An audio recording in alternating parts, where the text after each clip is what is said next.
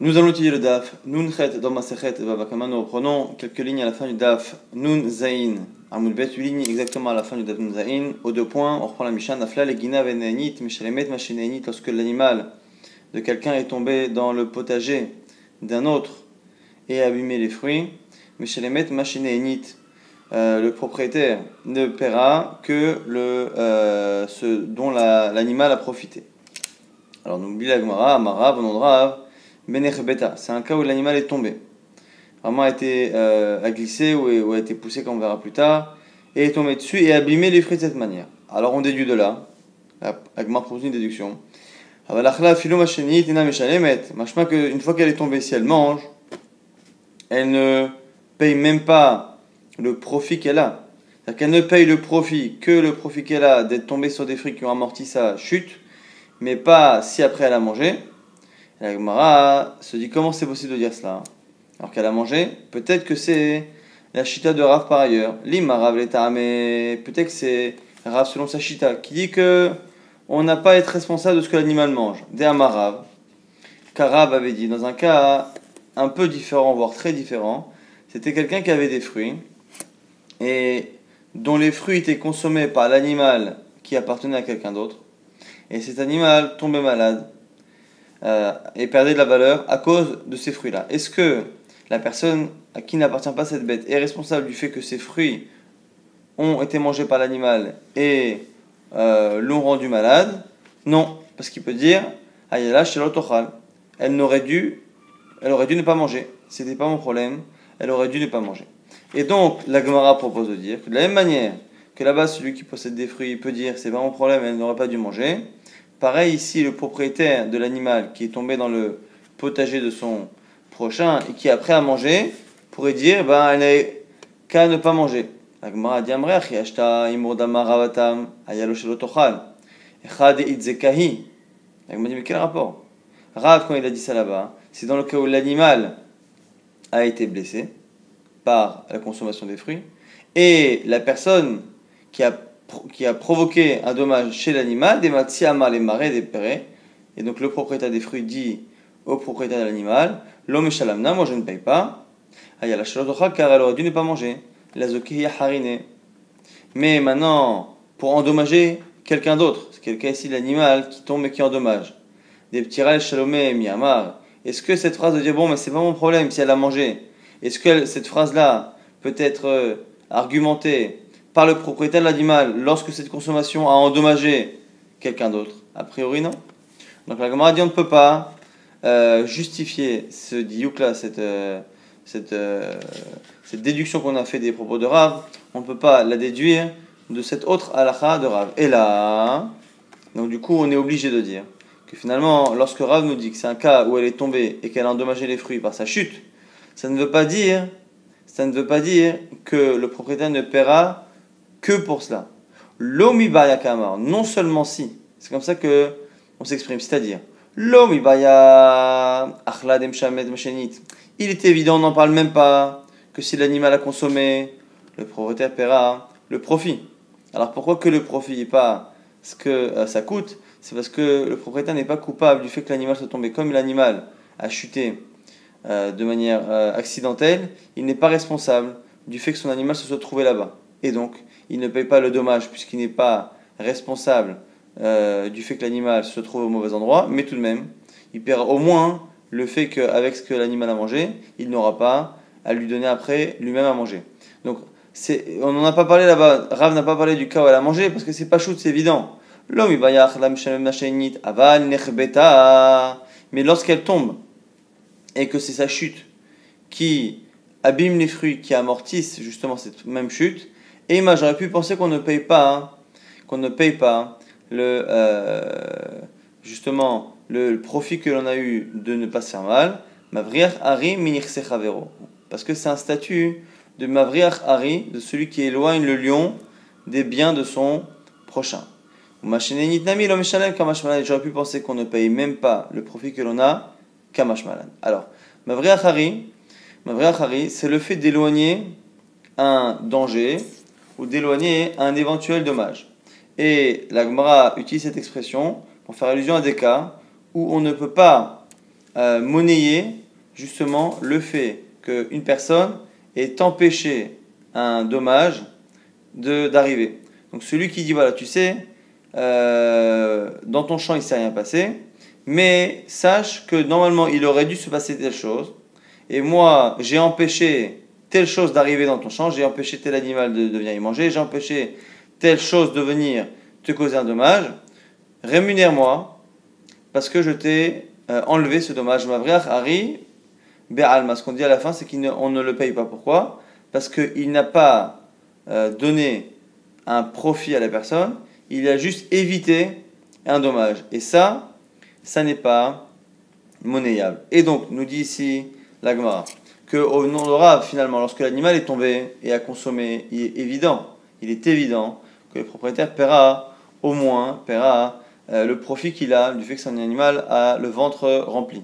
Simplement, on aurait pu penser que le fait que l'animal tombe et que la chute soit amortie par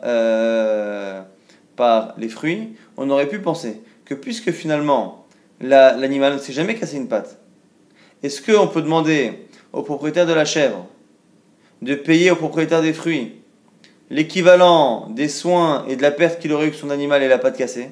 Est-ce qu'il doit le payer? Ou est-ce qu'on aurait pu dire Mavriach Hariba Alma, pas du tout, comme ça n'est jamais arrivé, il n'y a pas à payer une éventualité qui n'est jamais arrivée. La Gemara dira mais Machinamia, explique-moi pourquoi maintenant. Explique-moi pourquoi on n'applique pas ce principe que éviter un malheur, éviter un dommage n'est pas monnayable. Pourquoi ici c'est monnayable? Mais Machinami, dis-moi que là aussi on devrait dire pareil que d'habitude.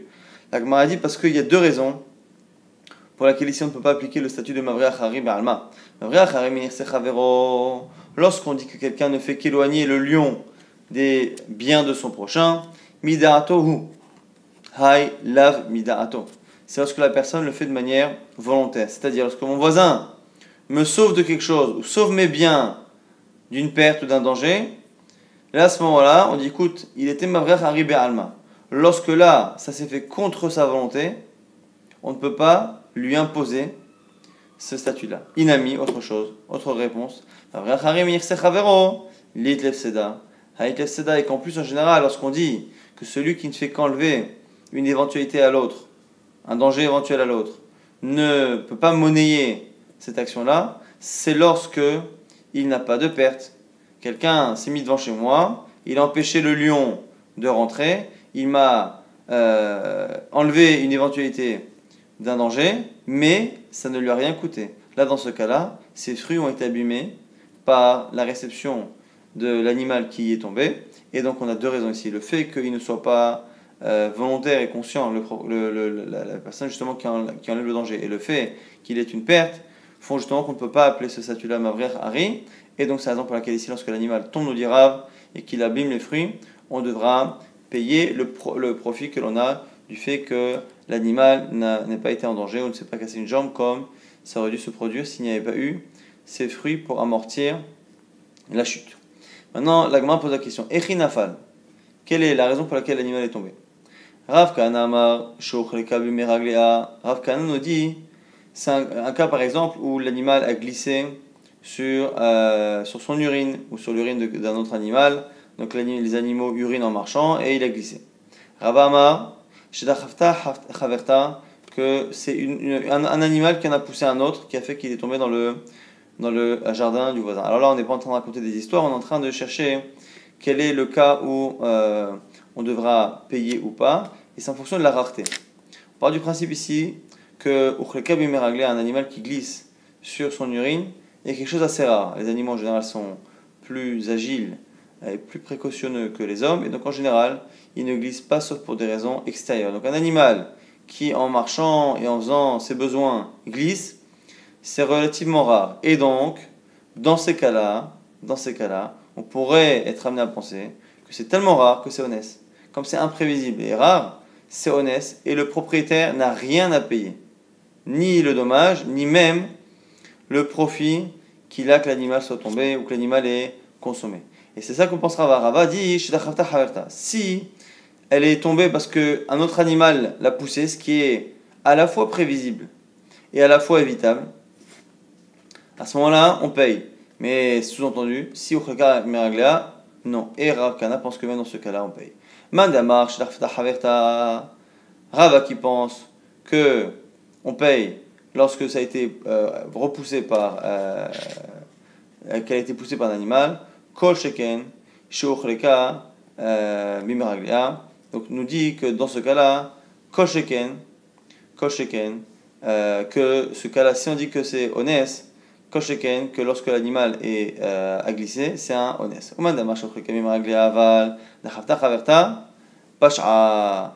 Nous dit celui qui pense que dans le cas de la Mishnah, on parle on parle d'un cas où elle a glissé, c'est dans ce cas où elle a glissé que c'est considéré comme un onès, que c'est pas de la faute du propriétaire et donc il ne paye que le dommage, que le profit, pas le dommage. Mais si l'animal a été poussé par un autre animal, page A, ici on peut estimer qu'il y a une négligence de la part du propriétaire.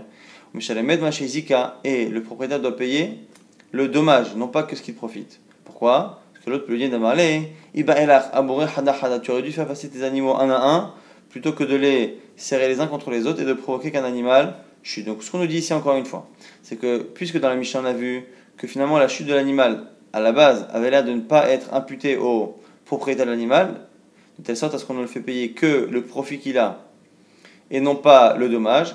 Pourquoi on ne fait pas payer le dommage? Parce qu'on considère qu'il n'est pas responsable. Pourquoi il n'est pas responsable?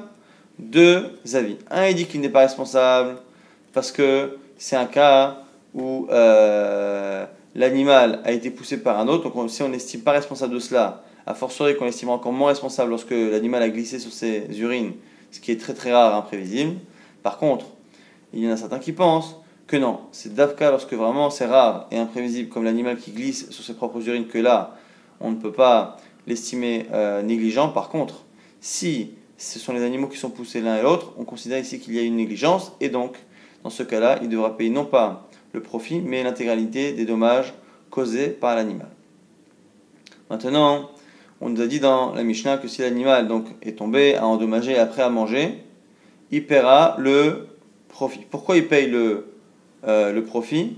Parce que l'animal est tombé sans que le propriétaire en soit responsable. Et donc, on ne peut pas lui demander de payer le dommage. On dit Rav Kana, Loshano et la botaruga.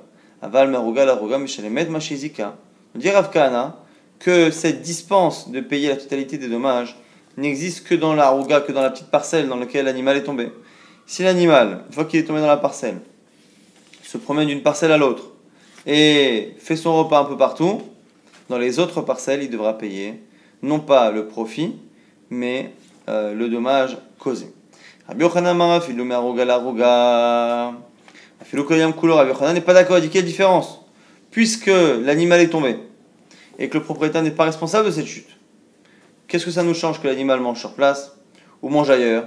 Tant que l'animal se retrouve dans une situation où il mange et que le propriétaire ne peut pas être considéré comme étant responsable de sa chute, il ne paiera pas, si ce n'est le profit, encore une fois, la différence étant importante, puisqu'un homme nourrit ses animaux avec du foin, avec de la nourriture qui n'est pas chère, et de l'autre côté, cet animal a pu manger des légumes ou des choses qui ont une grande valeur. Afilo menaroga la roga, bafilo kolayim kulo nous dit Rabbi Yochanan, non seulement d'un endroit à l'autre, même toute la journée.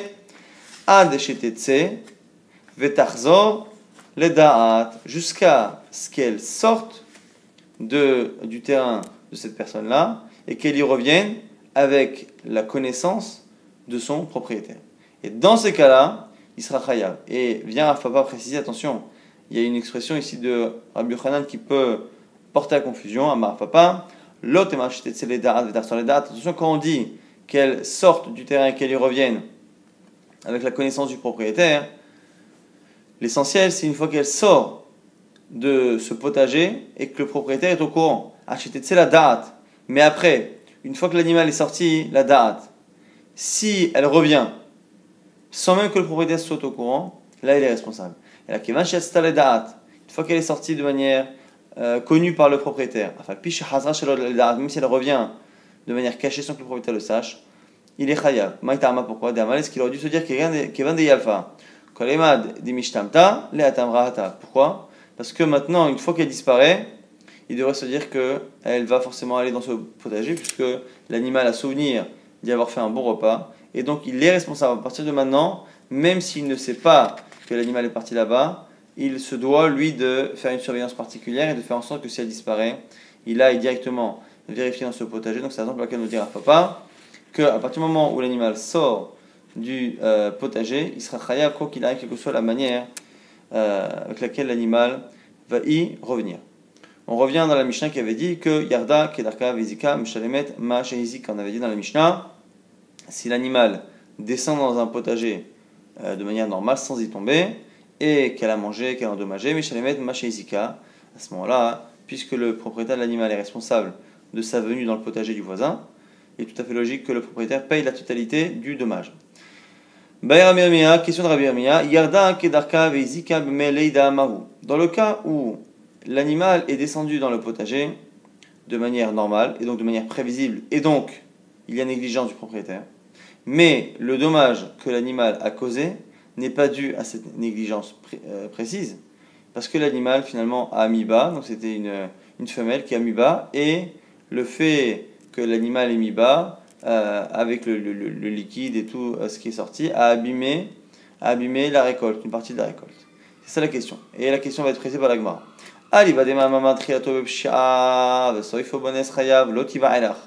Premier avis pour qui la question ne se pose pas, c'est ceux qui pensent que lorsque l'on commence à être négligent, responsable par négligence, et qu'à la fin, cette négligence a été aidée par une situation inattendue et imprévisible, comme honnête. Donc c'est le cas ici. Il est responsable et négligent d'avoir laissé son animal là-bas, mais d'un autre côté, c'est pas ça seulement qui a provoqué, c'est le fait que l'animal ait mis bas quelque chose a priori de possiblement imprévisible. La question se pose pour ceux qui disent qu'en général, lorsqu'on commence par être négligent, mais qu'à la fin, la négligence seule n'a pas provoqué le dommage, il a fallu additionner un événement inattendu, mais c'est la question d'ici. Est-ce que c'est inattendu? Est-ce que ici l'accouchement de l'animal est imprévisible? Est-ce qu'on dit que du coup ici, comme on pense que Trilato, ce qui commence par être négligent, qui finit par être imprévisible, ne rend pas le propriétaire responsable patour, au Dinma, peut-être que ici, peut-être qu'on est dans un cas où il est négligent du début jusqu'à la fin, pourquoi? Et puisqu'il a vu que l'animal allait bientôt mettre bas, il va aller le natura, ou la smuré, mais Gava, il aurait dû faire ensemble, en sorte que l'animal ne sorte pas. Et donc du coup, il se peut que si ce ne soit pas honnête, Teiku Lagmara ne tranche pas. Est-ce que un animal qui met bas est une situation qui s'appelle honnête ou pas pour son propriétaire, pour savoir si selon le Mandéama, qui dit que Triato et Pshia, mais sauf au Béonès, pas tout, est-ce que ici c'est pas tout, ou est-ce que Bichlal, ça ne s'appelle pas qu'à la fin c'est Béonès, et donc il est responsable, puisque finalement il est naturel qu'un animal, à la fin de son terme, mette bas. Ketsan Meshalemet Ma Shehizika. Là on va reprendre la fin de la Mishnah, qui parle de manière générale de lorsqu'un animal broute et consomme une partie du terrain du voisin. Alors là ici, on va essayer d'expliquer assez clairement le premier avis qui est assez particulier. On a un animal qui a consommé donc une partie d'une récolte. Et ce qu'on nous dit ici, sur le premier avis, Rabbi Shimon ne sera pas d'accord. Rabbi Shimon va dire qu'on va payer les fruits tels quels, donc la valeur des fruits. Simplement, Tanakama pense que le fait de payer les fruits est trop élevé pour le coupable. Et donc, on veut soulager le propriétaire de l'animal. Et donc, au lieu de faire payer la valeur des fruits qui ont été consommés, la valeur des fruits sur le marché, on va prendre une surface qui est beaucoup plus grande. Donc, c'est la valeur, c'est une CA. CA, c'est à peu près 250 amot sur 250 amot. Donc, à peu près la moitié en mètres. Et donc, on prend cette surface-là. Et cette surface-là, on l'imagine combien elle valait avec tous les fruits dedans. Et après, on calcule combien elle vaut sans les fruits, sur une partie des fruits qui ont été consommés, et on fait la différence. Alors pourquoi on est méquille?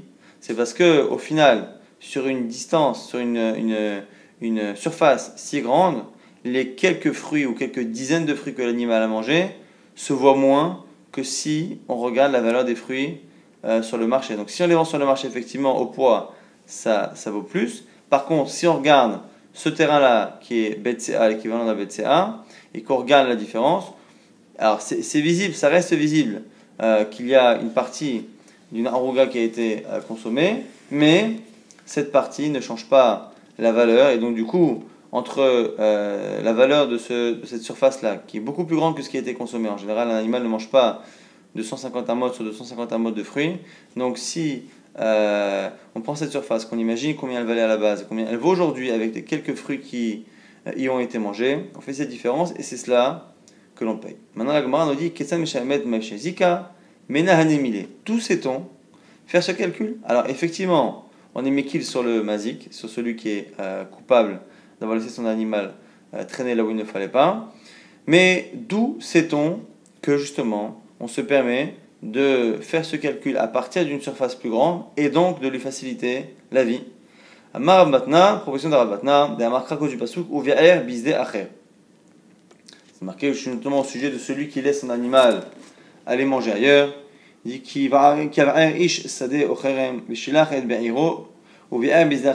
laisse son animal, il l'envoie en tout cas brouter, et il va manger, consommer dans le champ d'un autre. On paiera à partir du meilleur du champ ou de la vie, en tout cas. Il va consommer dans un champ, dans un autre champ. Pourquoi Pourquoi on parle d'un autre champ?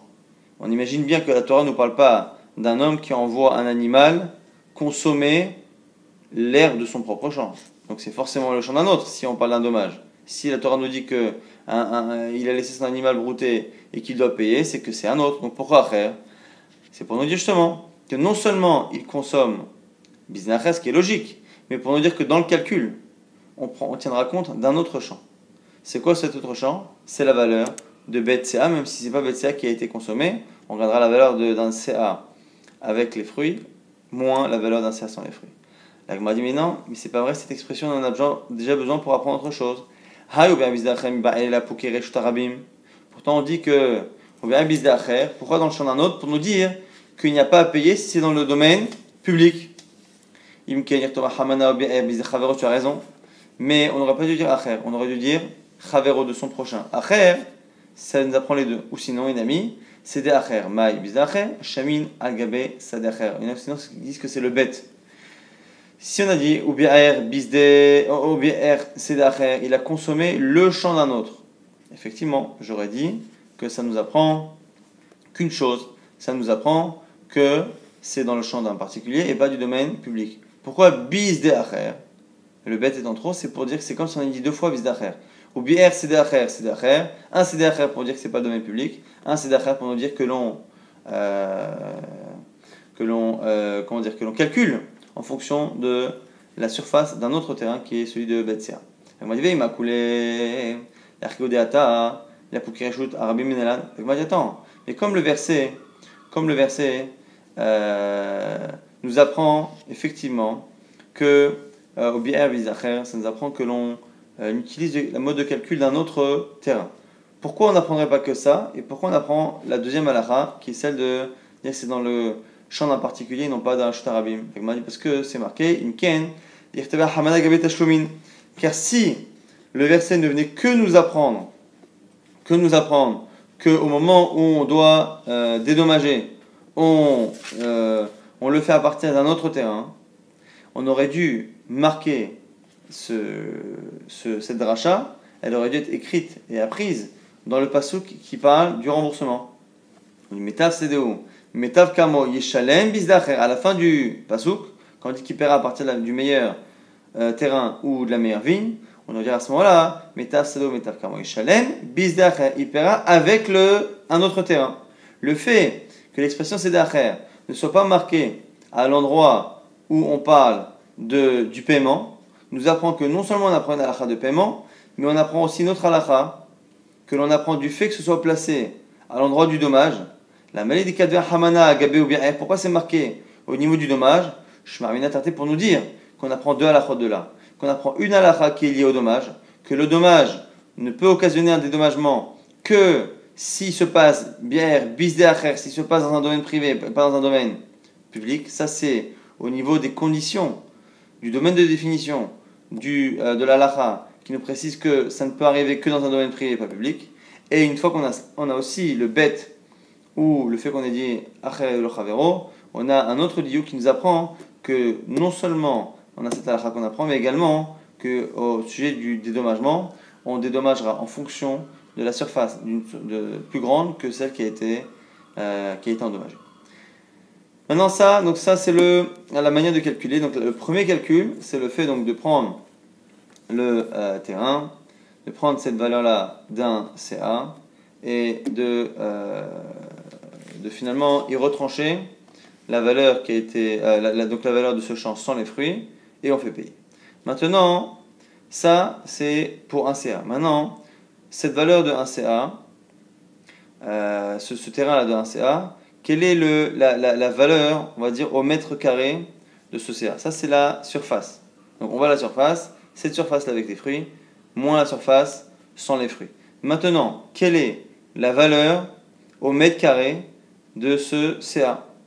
Est-ce qu'on regarde la valeur du CA ou pas? Et la Gemara a l'air de trouver évident qu'on ne regarde pas la valeur de CA. Pourquoi? Parce que dans l'immobilier, et on verra par la suite, c'est un peu comme partout, lorsqu'on a affaire à des petites surfaces, très petites, qui sont en général plus difficiles à obtenir, les petites surfaces sont souvent plus chères que les grandes surfaces. Les grandes surfaces sont très souvent proposées, les petites surfaces un peu moins, et donc les petites surfaces sont plus chères. Et donc, si on fait le calcul, en regardant la valeur d'une CA moins la valeur de cette CA sans les fruits, mais que l'on regarde en fonction du mètre carré quand on vend une CA, le mètre carré sera trop élevé par rapport au marché habituel de l'immobilier. Et donc, on va regarder plus. Maintenant, quelle est cette surface qui va servir de référence pour le prix du mètre carré? Amaravieux, c'est Bachanina, CA bishishim sein. Lui, il pense, Rabbi Hanina, que c'est shishim sein, c'est 60 CA. Rabbi Anayama, Tarkav, be shishim Tarkabim, alors Tarkab c'est un demi CA, et donc Shishim Tarkabim c'est finalement 30 CA. Donc est-ce que c'est 60 CA? Est-ce que c'est 30 CA? Amar, et dernier avis qui est celui de Chizkia Amar, Kelah, Be Shishim Kelahim, donc c'est l'équivalent de Shishim Kelahim. Donc on a finalement trois avis, on a 60 CA, on a 30 CA, et on a 60 kelachim. Et là-dessus, on objecte Metive, Achlakav au Kabaim, un animal qui a mangé une quantité de cave au Kabaim. El Nomrim Teshalem Demen, on ne dit pas que l'animal paiera, ou le propriétaire plutôt. L'expression de la Gemara, c'est toujours que c'est l'animal qui paye, mais ça veut dire que c'est le propriétaire. On ne dit pas que le propriétaire paye la valeur. Et là, Ro'in Notake Ilu Hi Aroga Ktana, mais on la considère comme étant une petite parcelle. Musharinota, et on l'évalue. Et donc, Maïla, on a l'impression maintenant que Bichlal, on a une autre manière de calculer qui est totalement différente de ce qu'on a dit. Au lieu de regarder, on a dit Shishim, CA, 30 CA, Shishim, Klahim, au lieu de regarder tout cela, on nous dit finalement qu'effectivement on ne paye pas les fruits eux-mêmes au poids ou à l'unité, mais on regarde la petite surface, la petite parcelle qui est autour. La Gemara, non, là aussi tu te trompes. Lo, Beshishim. Là, ici, on ne dit pas. Mais quand on dit Aruaktana, on la regarde, on la met dans la quantité de Shishim. Encore une fois, Shishim sur le premier. Shishim Klachim, Shishim Tarkabim ou Shishim Klachim. Parce que le 60, c'est finalement le chiffre qui a été donné par tous. Ils ont tous gardé ce chiffre 60. Soit 60 CA, soit 60 Tarkabim qui finalement font 60 demi-CA. Donc ça fait 30. Et c'est le chiffre 30 qui revient. Nous, Rabbanan, on a une braïta. Et une braïta qui a une manière de s'exprimer qui est un peu particulière. Tano Rabbanan, en shamin kav bibne shemashvicho. On n'évalue pas un cave. Donc un cave, c'est une quantité qui a pu être consommée par l'animal. On n'évalue pas un cave parce que ça le fait gagner. Vélo beit kor, et on ne calcule pas un corps. Corps, c'est une quantité qui est plus importante encore que CA, que cave, que tout. Mipne chez Pogmo, parce que ça l'endommage. Voilà, traduction littérale de cette braïta. Et du coup, traduction littérale qui est tellement difficile à comprendre que la Gemara dit Maïkama, que veulent dire ces mots? Rav Papa propose Achikama, Voici ce que veut dire cette braïta. En shamin kav be shishin kabim. Lorsque l'on doit évaluer le terrain pour un dommage qui a été causé pour un cave, on n'évalue pas le dommage dans 60 fois la quantité de ce qui a été consommé. Donc il a consommé un cave. Si on évalue la valeur du terrain en fonction d'un terrain qui est 60 fois plus grand, c'est pas bien. Mifne shema shbiach mazik. Parce que ça fait trop, c'est trop avantageux pour celui qui est en dommage, parce que finalement ça fait baisser trop le prix du terrain. Vélo corps, alors comme c'est une quantité qui est immense, là non plus, mais shishim korim, on n'estime pas le corps dans shishim korim. Pourquoi? Mipne chez pogem mazik.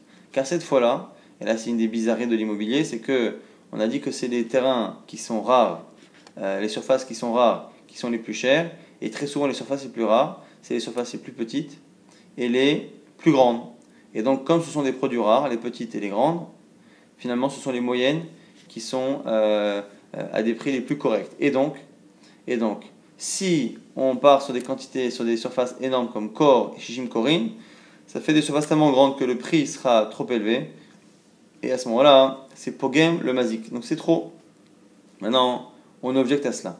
Parce que cette lecture-là, on est obligé de dire finalement que au début on parle de cave et après on parle de Kor. Or dans la Braïta, c'est marqué Beit Kor. Donc la Gemara nous dit, Matkif la Ravuna bar Manoach, Hai velo bet kor. Velo kor mi baile. Il y a une différence ici entre kor et bet kor.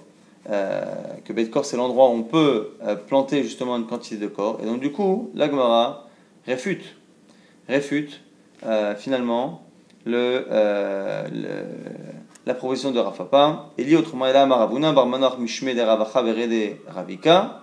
Achikatane. En shamin kav bifne asmo, bifne shemashbiach nizak.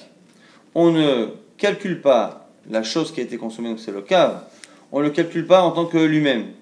Bifne shemashbiach nizak. Car la victime est trop gagnante si on lui paye directement ce qui a été consommé. C'est ce qu'on a dit depuis le départ, qu'on ne tient pas compte directement de ce qui a été consommé. Velo kav bevet kor, bifne shepogem nizak. Mais la raison pour laquelle non plus, pour un cave, on ne va pas estimer pour une valeur de terrain qui est bet-corps, on a dit, c'est énorme, c'est plus que 30 CA, c'est 80 cabines, donc c'est 1 pour 80 au niveau du ratio entre ce qui a été consommé et ce qui sert d'étalon. Ça non, parce que c'est Pogem le Nizak, parce que finalement c'est trop facile pour le coupable, mais c'est trop difficile, ça fait du mal à la victime. Et là, B, Shishim, donc avec 60. Donc, parce que finalement, si on paye la surface, c'est 1 pour 1, c'est un cave pour un cave. Si on fait pour Bet Corps et qu'on passe à 80 fois la quantité, ça fait baisser trop le prix du terrain. On fait pour un terrain qui est 60 fois plus grand, et c'est cette valeur-là qui va servir d'étalon pour le remboursement.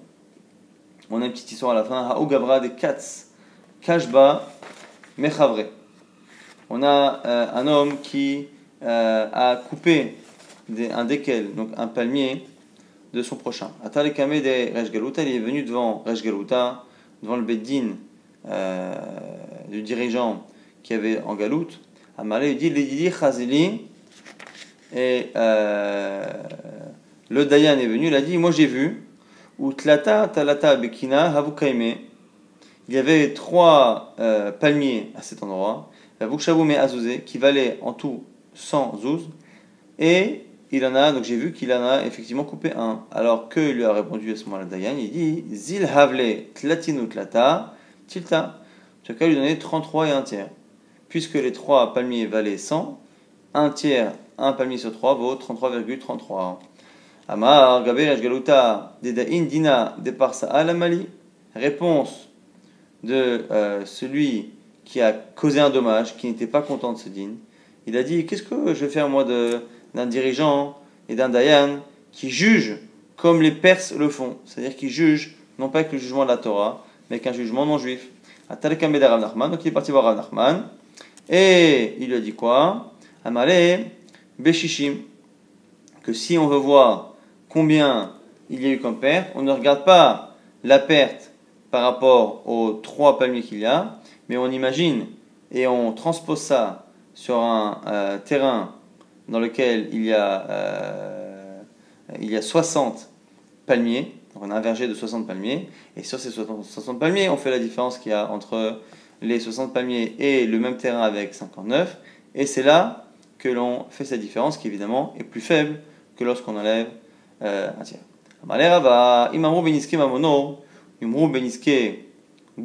Et là, ici, Rava n'est pas d'accord.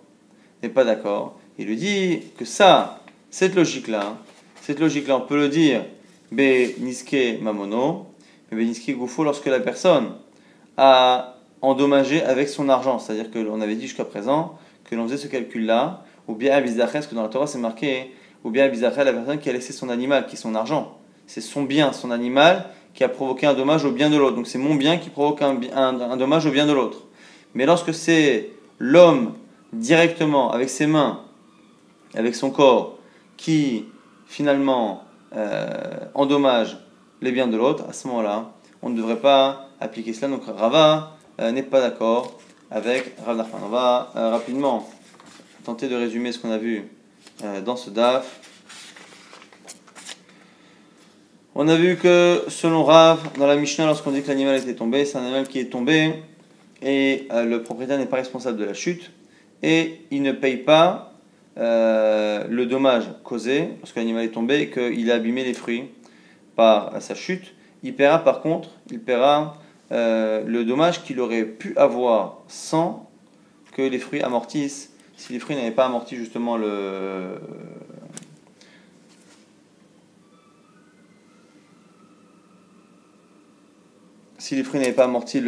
chute. Et le chidouche, c'est que justement on ne dit pas que c'est Mavriach Hari. On ne dit pas que, puisque finalement le dommage n'est jamais arrivé, on peut très bien dire que non, on ne paye pas un dommage qui a été sauvé et qui n'est jamais arrivé, parce que c'est Mavriach Hari. On a dit pourquoi on ne dit pas ça? Parce que ça on peut le dire lorsque la personne qui a sauvé l'a fait de manière consciente, et lorsque la personne qui a sauvé n'a pas eu de perte. Là ici il y a une perte par ses fruits, et en plus c'est pas lui qui a fait exprès de sauver la chèvre. Et donc, du coup, il devra payer. Maintenant, pourquoi il ne paye, le propriétaire de la chèvre, il ne paye que ce dont il profite, et non pas le dommage si les fruits avaient une valeur plus grande, il ne paye pas la valeur de ses fruits, parce qu'on a dit qu'il n'était pas responsable de la chute de son animal. Mais dans quel cas il n'est pas responsable? Certains veulent dire que dans tous les cas, l'animal tombe, que l'animal glisse de manière très rare, ou que même il soit poussé par un autre animal qui appartient au même propriétaire, c'est pareil. Ils disent que non. S'il a été poussé par notre animal, le propriétaire est responsable parce qu'il n'aurait pas dû les entasser les uns contre les autres. Par contre, dans quel cas on dira qu'il n'est pas responsable? C'est lorsque l'animal a fait une chute inhabituelle, inattendue, imprévisible, comme un animal qui glisse sur ses urines. Après, on avait vu que lorsque l'animal tombait et qu'il consommait sur place, comme la présence de cet animal là-bas ne peut pas être imputée à son propriétaire, il n'est pas responsable. La question c'est ce qui n'est pas responsable lorsqu'il mange à l'endroit même ou même lorsqu'il se déplace. C'est une marloquette. Selon Rav Kahana, dès qu'il se déplace en dehors de la parcelle, on serait responsable de tout ce qu'il consomme en fonction de la valeur de ce qu'il consomme. Et selon Rabbi Yochanan, non. Tant que le propriétaire ne sait pas, tant qu'il ne sort pas du terrain à la vue de son propriétaire, il ne sera pas chayav. Donc c'est lorsqu'il reviendra qu'il sera chayav. Sinon, toute la journée, s'il mange, le propriétaire n'est pas censé le savoir et donc il n'est pas responsable de payer autre que le profit qu'il aura de ne pas donner à manger après à son animal. Après, on s'était posé une question. Est-ce que lorsqu'un animal met bas et que le fait que l'animal met bas justement provoque un dommage chez l'autre, ici en l'occurrence dans un potager, est-ce que cette chose-là, cet événement est un événement qui est imprévisible, ça s'appelle onès, ou parce que l'animal est arrivé à son terme? Normalement, c'est prévisible et donc le propriétaire est responsable d'avoir laissé l'animal rentrer là parce que c'est un cas où il est rentré de manière consciente. Et même le fait que l'animal mette bas est finalement une situation qui aurait dû être prévue par son propriétaire et donc il est finalement coupable par négligence à la fois de l'entrée de l'animal et à la fois du fait que l'animal mette bas. Après, on avait calculé comment selon Tanakama lorsqu'un animal broute dans le terrain d'un autre, on est dit, ou bien bizacher, dans la Torah on apprend deux choses, que lorsque l'animal va brouter, consommer dans le champ d'un autre, on apprend que ça se passe dans un domaine privé, pas public, et on apprend également bizacher, que soit du bête, soit du mot acher ou le travero, on apprend que on ne regarde pas la valeur directe de ce qui a été consommé, mais on prend une plus grande surface, qui est ce fameux Sedacher, et cette plus grande surface, on regarde sa valeur avec les fruits, on regarde sa valeur sans les fruits, ce qui finalement diminue un peu la valeur à payer, et cette valeur-là, c'est un CA. Maintenant, même ce CA-là, quelle est finalement la valeur du mètre carré que l'on va utiliser pour calculer la valeur de ce CA? On ne regarde pas la valeur d'un CA, parce que comme les gens n'achètent pas en général un CA parce que c'est une surface qui est trop petite, c'est une valeur qui, parce qu'elle est rare, une surface qui, parce qu'elle est rare, est chère. La question c'est combien on regarde. Est-ce qu'on regarde 60 CA, c'est toujours 60 le chiffre, 60 CA, 60 klachim, ou 60 tarkabaim qui sont finalement 60 demi-CA qui font 30 CA, 60 CA, 60 tarkabaim qui font finalement 30 CA, ou 60 klachim, c'est la marloquette ici dans la Gemara pour savoir quelle est la surface qui va servir d'étalon pour le mètre carré. Et on était assis sur une histoire avec une marloquette entre Rava et Rav Nachman qui va se terminer avec Kabaye, puis une autre histoire dans le même genre qui se pose la question, est-ce que finalement cette notion-là de se baser sur un terrain qui est plus grand, est-ce qu'elle n'est valable que lorsque c'est un animal ou donc un bien qui m'appartient qui consomme? Est-ce que c'est que d'Afka dans Chêne, ou est-ce que même lorsqu'un homme coupe le palmier de son prochain, est-ce que pour estimer combien il doit le payer, est-ce qu'on regarde la valeur directe, donc un tiers des 3 palmiers dans le cas là-bas de Resh Galuta, ou est-ce que là aussi on part sur une quantité qui est plus grande comme 60 palmiers, et à ce moment-là on enlève le palmier qui a été consommé, et donc évidemment que la valeur à rémunérer est beaucoup moins importante.